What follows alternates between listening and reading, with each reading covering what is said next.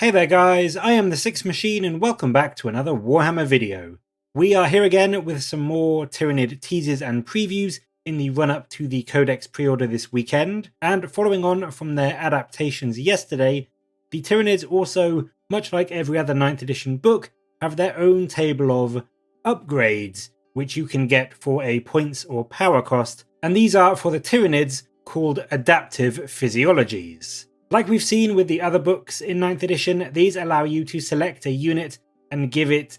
some kind of upgrade or bonus. This, for the Tyranids, does specifically exclude characters, so you can't give it to things like the Swarm Lord or Hive Tyrants, but any monster, including Titanic monsters like Hierophants and Hierodules, can take one of these. The first one they show off is the Whip Coil Reflexes, which is a fairly basic, if effective, fallback deterrent, meaning that if an enemy unit tries to fall back from your monster, you can roll a d6 and then on a 2+, they take d3 mortal wounds. It is admittedly not terribly exciting, but it can help you stay locked up in combat if that's something that you want, so that you can avoid, your enemy falling back with their unit and then shooting you with 100 pulse rifles or something. At only 15 points, it is one of the cheaper physiologies you can take, so it may be of some use against certain armies, but I'm going to be completely honest with you, I can't see this one being taken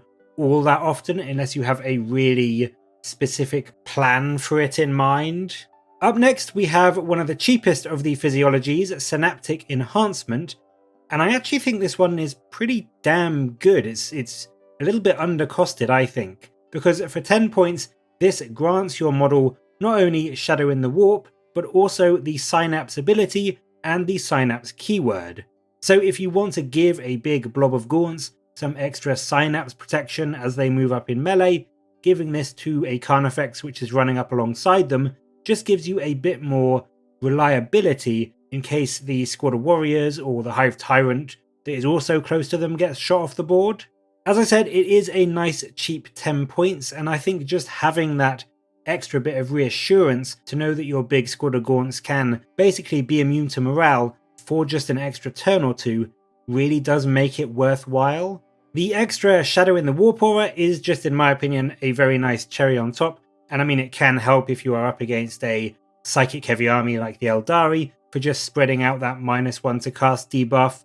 a little bit further out than you would have otherwise been able to. Finally, they show off a very, very cool one, Hardened Biology. This is again not too expensive really at 15 points, and it gives you +1 to your armor saves against 1 damage weaponry. So this really does make some of your big creatures, which are now sporting a new and improved 2-up save, massively more durable against things like chainswords and choppers and bolters and bolt rifles and pulse rifles and all manner of other small chip damage style weaponry, and even things that have a base 3-up save like Trigons and Morlocks can get a lot of benefit from this as well, allowing them to keep on that 3-up save for a bit longer, or even getting a bump to a 2-up save against a lot of small arms fire like regular bolters and shooters and that kind of thing. For 15 points, I think this is genuinely a brilliant one to have, and I think giving it to something like a Carnifex or an Exocrine just to keep it on the board and firing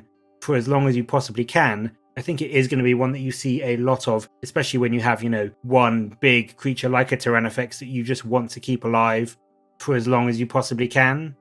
There is a full list and the points cost of all the physiologies on the screen now, and as you can see, there is a good selection of them to choose from, with things like Dermic Symbiosis giving you a lovely 4-up invuln, the Voracious Ammunition being incredibly good in my opinion, causing an extra d3 mortal wounds when you hit with a weapon and then roll a 2+, so that means you can force a huge amount of damage through from things like your Exocrines or your Tyrannifexes with their already big scary guns. I have to say, in general, I am a huge fan of this table. I think it's really fun, I think it's really fluffy, and the upgrades are going to be incredibly potent to spread about your army. It is a shame, of course, that you can't put it on things like Hive Tyrants, but I do think that this set of rules and this set of abilities will be used for buffing up a lot of things like Harespexes and Trigons and whatever else it may be, to make them either incredibly killy or just an absolute nightmare